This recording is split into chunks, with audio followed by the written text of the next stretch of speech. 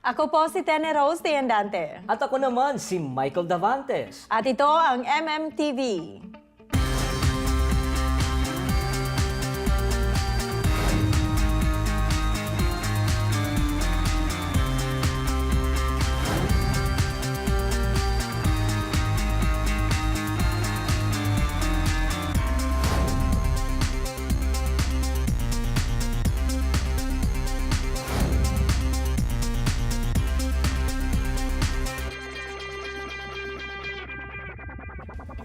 Kumusta po mga kababayan? Naway nasa mabuti po kayong kalagayan. At Tenny, last week ay na-cover natin yung Taste of Manila kung saan ay na-interview ng ating mga correspondents si Mark Pagkaliwangan at nandun siya to promote his fight. Yes, talagang good news, Michael, dahil ang ating pambato na si Mark nanalo by unanimous decision against dito sa isang Mexican fighter, veteran Mexican fighter actually, na si Lizardo Moreno. Patuloy na undefeated si Mark with 8 wins. Ang galing, talagang pride natin iyang si Mark Pagkaliwangan, pride ng Filipino Canadian community. And speaking of galing, Tenny, narinig mo ba yung tungkol sa Lobox Children Choir? Yes, ang globally recognized na Lobo Children's Choir ay nakuha ang second place under youth category sa 12th China International Chorus Festival o ang ICF.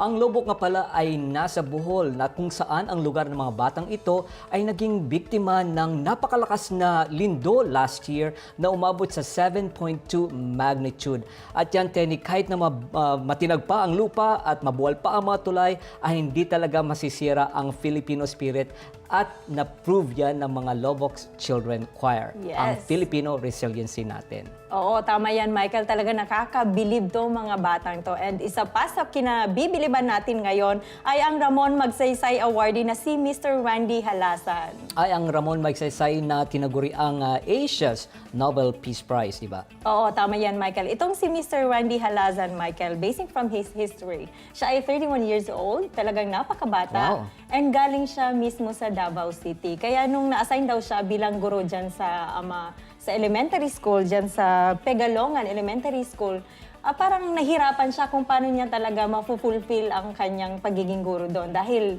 ikaw ba naman galing sa city and then pupunta ka sa isang lugar na walang kuryente? Yeah, syempre, nawala yung convenience na naibibigay ng isang syudad, di ba? Oo, sabi niya nga sa sarili niya, talagang ito ay isang challenge sa kanya na kung titingnan niya, nagsimula sila sa isang classrooms and with one teacher. Ang balita ko pa, si Randy, nagiging principal na siya, nagiging teacher siya, at nagiging janitor mismo ng school. All in one, ha? Yes. Pero not only being a teacher, meron pa siyang ibang na-introduce sa community na yun, di ba? Oo, yung mga livelihood projects, hindi lang talaga siya nag-focus sa education para ma-educate yung mga kababayan dyan sa probinsyang yan, kundi talagang tinuruan niya pang mag-negosyo ang mga residentes. Very creative talaga. So talagang deserving siya sa award, ano? Yung pinaka-memorable na year kay Randy is 2009. Yan ang unang taon na nakakita siya at yung mga residentes ng Toga at nakakaroon ng graduate students. At ang dinig ko last March ay nagkaroon ng unang college graduate. Yeah. So very, very proud ang award-winning na teacher na ito. Yeah, talagang very proud ako since lalong-lalo na ang mom ko is a retired teacher. Nakaka-proud talaga ang mga guro sa Pilipinas. Ayan po, kaya saludo po kami sa lahat ng mga guro. Magbabalik po ang MMTV.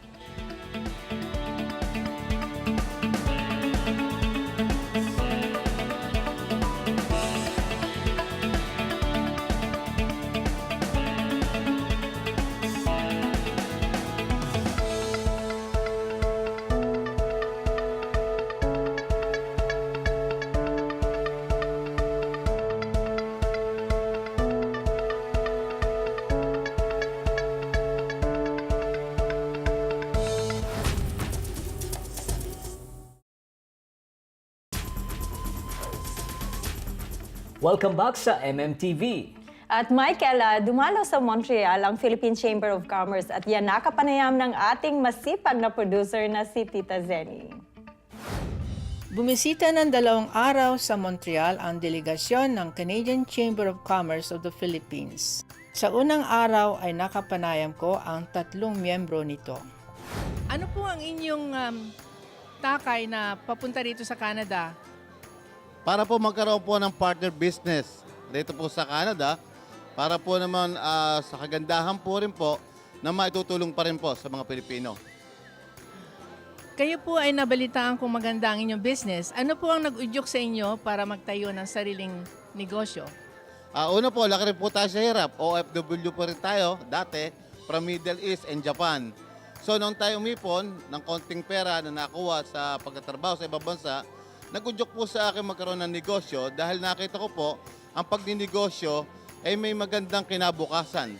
Dahil po sa akin pong palagay, kung po tayo nagtatrabaho palagi sa kumpanya, alam po natin ang kita natin monthly.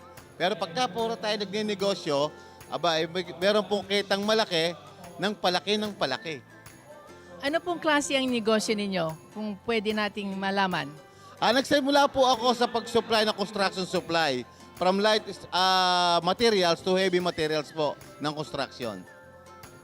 Ano po ang sikreto ng inyong success? Kung mabibilang na successful ang inyong business, ano po ang inyong sikreto?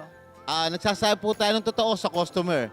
Pag sinabi po natin darating materials doon sa araw na yon, darating po.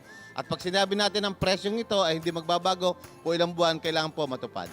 Balitaan ko na ikaw ay nagmula sa mahirap na kalagayan at ngayon ay successful ka na. Pwede mo sabihin sa ating mga viewers kung ano ang ginawa mong business? Actually, nung mga around 21 years old pa lang ako, I started as an ordinary clerk. Nagtrabaho pa nga ako as portera sa isang cinema at naging cashier ako ng isang fast food chain. And then, nung naging clerk ako, doon ko nalaman kung paano pala gawin yung business. Then after that, I became a manager of different companies until na-master ko yung craft ko. So I decided to open my own company without any capitalization. Pero ano lang talaga, it's hard work and determination. Saan lugar ang inyong business? Right now, our office has 14 branches all over the Philippines, plus I was able to spread my wings in the Gulf and Asia. I have offices in United Arab Emirates. We have in Kuwait, Malaysia, Singapore, and hopefully I'll be opening 3 more offices this year. Qatar, Saudi Arabia, New Zealand, and I really want to open one here in Canada. Okay, what is the main business if people want to know what it is? Can you explain in a brief way what is it all about, the business you're doing? It is actually my passion to help Filipinos go out of the Philippines for a better life. And it may be under a working visa for my other business, which is Amax or Pinoy Care, migrating to Canada, Australia, or New Zealand. Before this college, it's a test program in the Philippines, which means vocational courses. So we have our welding classes, we have our hotel and restaurant classes, we have our practical nursing classes back home Philippines, and it's in Masbate, province of Masbate. Tubong Masbate po kami, ma'am. So we are here to have a linking of the on-the-job training of our students coming from the Philippines here in Canada, on-the-job training, so that they have a full experience of how the Canadian way is doing it. So for example, our hotel program is right now they're having their on-the-job training in Singapore with pay. So in that case, same thing in Canada. We want also for them to experience how the hotel workers are doing it here, so that they have a full know-how and they're ready of coming over. Sa ikalawang araw naman ay nakausap ko ang Executive Director na si Cora de la Cruz. As Executive Director, what is your main responsibility? My main responsibility is as the Executive Director of the Chamber. I am also the Chief Operating Officer of the Chamber and also managing the whole Secretariat. We do have an office in Cebu, which I also manage, and we'll be opening an office in Davao. We have seen many trade delegations who are coming to Canada. How does your delegation differ from the previous ones? The delegations that are coming from the Philippines are basically delegations coming from the different agencies or different organizations. For example, the Philippine Chamber of Commerce and Industry, the DTI, the Department of Trade and Industry, you have Department of Tourism. Ours is different. This is the Canadian Chamber of Commerce, Outbound Trade Mission, and this is the first time. Is your chamber funded by the government of Canada and the Philippines? No, it's not. It's not funded by even the Canadian government nor the Philippine government. It's funded basically through membership and through the events that we do for the members at a very, very minimal, of course, cost to defray cost of the venue and all that, but basically from membership. Now, your present delegation, you said it's the first time. Now, how successful is your delegation according to your opinion? I think given the first and second day, the delegations are quite excited with the companies that they do meet. But the success of it, I think it will be assessed at the end and also period after that. It's the follow-up of the initial contacts that they have made. It's facilitation of the companies that they have met. And I think that's where the chamber can also facilitate. Do you have any plans in the future? Oh, yes, we do. I understand there is even for this first trade mission, there are already number of organizations who would like to join, that would like to be led by the chamber in coming to Canada. And I understand they're even looking for, and I do agree, but there's a lot of work, that 2 trade missions a year, and we have identified already the sector that we are going to bring. But again, that depends on the climate. Let's say next year, they're looking at real estate development or they'll be looking at tourism. At ngayon ay kasama natin ang Program Manager ng MMTV at ang Presidente ng newly formed business group na Quebec Council on Philippine-Canada Business and Trade na si Mr. Al Abdon. Kumusta po? Mabuti naman. Good evening, Mr. Abdon. Thank you for having me. Okay, so tell us about your organization. What is your objective and why it's formed? Well, the Quebec Council on Philippine-Canada Business and Trade, in short, is the Business Council. It was formed because we feel that there is a need from the Filipino entrepreneurs in Montreal, especially in Quebec, to reach out and seek more information on how to deal with trades, business ventures, not only across Canada, but also in the Philippines. Okay. In forming the Business Council, it seems like an enormous task for a Yes. new organization like yours. Well, it is enormous indeed, because aside from creating paperworks, applying for paperwork like the certification for corporations, the REQ and the CRA papers, we have a challenge. The most challenge is to inform or to convince the prospective members to join the association. Because as you know, we have a membership fee. Yes. And that membership fee goes to the operation of the association itself. Since you mentioned that you have CRA number, do you have bylaws and executive board? Yes, indeed. We have bylaws and we have executive boards. Actually, it's not what we call the executive boards, but it's what we call the board of directors. Okay. Mainly members of the business community. That's the ideal Chamber of Commerce structures. Okay. Are you funded by the government? Unfortunately, not. The federal and the provincial, both governments doesn't have any provisions on us, but we're planning to have charitable organization fundraising, which is mainly the source of income for the association. And of course, we added some membership and maybe some contributions from the corporations. You know, we can get some sponsors from businesses outside Quebec. We have so many Filipino organizations. In fact, I think we have the largest number of Filipino organizations Yes. in Montreal compared to other ethnic communities. I want to know, why do you still have to form this organization and why is it different? That's a good question, Michael. Well, the Quebec Council is quite unique because, first of all, it is an association for business people. It's an association for those who would like to become entrepreneurs, capitalists, and those people who would like to be independent, to be free from their employers, and those who would like to be someday to be successful in life, in Canada especially, and into the business world.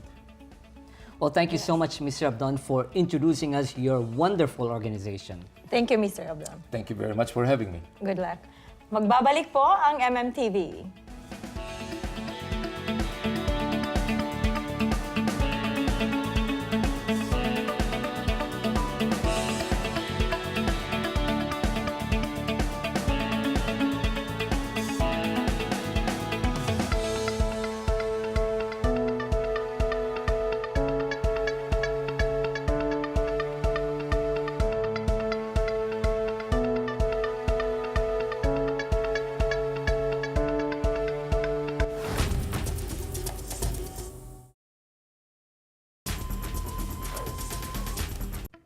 Nagbabalik po ang MMTV. So Michael, last week, nagkaroon ng grand finals ng Misters of the Philippines at na-feature natin yan to find the best Filipino men to represent the Philippines for the international male pageants. At yan ang isa sa mga goals ng Prime Event Productions Philippines to select the best men in the land. One competition, multiple winners, all of whom to represent the Philippines. So mga kababayan, panoorin po natin ang grand finals ng Misters of the Philippines through our Philippine correspondent na si Eileen Jane Cavaz.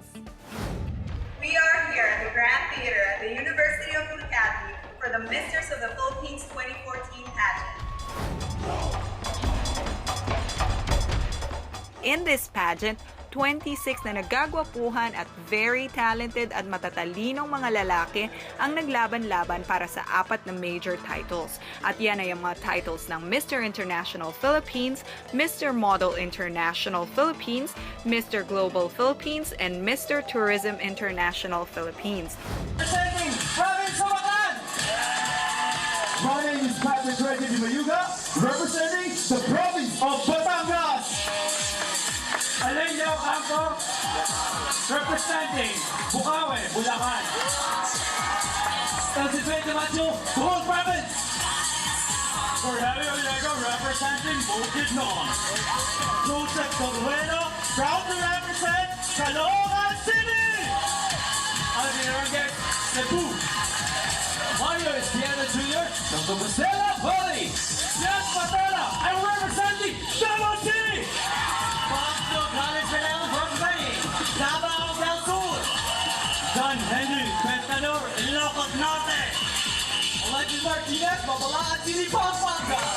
Mike Andovaron, representing Navota City. Hola Joseph Lee Sumera, Bombong Bulacan. Timothy Justin Cruzancheta, Quezon City. Piro Burrito Advantage Junior Province of Sabon. Nico de la Cruz, representing Santa Cruz, Manila. Glenn Rego Anay, representing Province of Siquijor. Dennis Montero, Semarara Island. Archie Lacron, Southern Garden Province. Natuba, San Luis, Pampanga. John Israel, San Luis, Santa Maria, Lahat. Gil Perez, Montaña. Alan Davis, Great Britain. Judah Cohen, United States of America. Ivan Francisco, UAE. Mapapansin talagang pinaghandaan itong Misters of the Philippines 2014 pageant because it was hosted by none other than the actor Carlos Agassi, the radio DJ Chico Garcia, at syempre hindi mawawala ang beauty queen. At yan ay si Miss Philippines Earth 2013, Angelique Claudette de los Reyes. In my drive to give back to the country I love, I found a group of people who have the same drive as I do to make a difference and put Philippines on the map of the powerhouse countries by searching the most worthy representative. Nagkaroon din ng beachwear competition or presentation at yan ay designed by none other than Ariel Agasang. Siyempre, hindi mawawala ang special award sa kahit anong pageant. Pero dito sa Misters of the Philippines 2014, talagang kita natin na meron tayong crowd favorite at I think sponsors favorite din siya dahil sa dami ng kanyang awards na inuwi. At yan ay walang iba kundi si Mr. Neil Perez ng Tondo, Manila na isang pulis. Yes, tama po yon. Siya po ay miyembro ng ating Philippine National Police. At kabilang sa mga awards na inuwi niya ay ang Mr. Unisilver Time, Mr. Multi-Destination Global Link, Best in Swimwear, Mr. Photogenic, Mr. Informatics at siya rin po ang nanalo sa kanilang fitness challenge. Pero syempre, hindi naman sa kanya napunta ang lahat ng special awards. Meron din pong Mr. Profile Holiday na nakuha ni Mr. QC or Mr. Quezon City na si Mr. Timothy Justin Ancheta at ni Mr. Paumbong Bulacan na si Bernard Pomera. Nandyan din po ang hindi nawawalang Mr. Friendship, the ever filled with smile, Mr. Aklan na si Elvin Tiel. At syempre, nagkaroon din sila ng festival competition. At doon pa lang, kitang-kita ang creativity ng mga taga-Samar. Yes, si Mr. Samar po ang nanalo ng Best in Festival Costume. Nandyan din po ang ating Best in Talent na si Mr. Joseph Duruelo ng Caloocan. At nandyan din ang Best in Fashion Style na si Mr. Glenn Suba ng San Luis, Pampanga. At pagkatapos nun, in-announce na ang ating Top 15.